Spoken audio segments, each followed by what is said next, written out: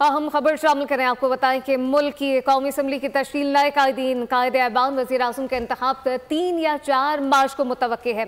सदर मुमलिकत का इंतखाबात मार्च को मुतवक्के है। कौमी असम्बली का इजलास 28 या 29 फरवरी को होने का इम्कान है।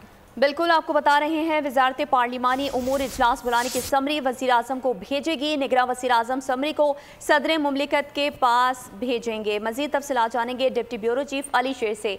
जी अली शेर, बताइए क्या डिटेल्स हैं? जी बिल्कुल, जो तरीक़ाकार तय किया गया है वजारत पार्लिमानी अमूर की तरफ से और जो ज़ाहिर माजी से चला आ रहा है और यही तरीक़ाकार होता है, उसके मुताबिक जो कायदे-ए-ऐवान का इंतखाब है उसके लिए 16वीं कौमी असम्बली की तश्कील जो है वो होने जा रही है और इसका इजलास जो है वो मुमकिन तौर पे 28 और 29 फरवरी, इनमें से कोई एक दिन हो सकता है, लेकिन ये दोनों दिन अभी तक प्रपोज्ड हैं।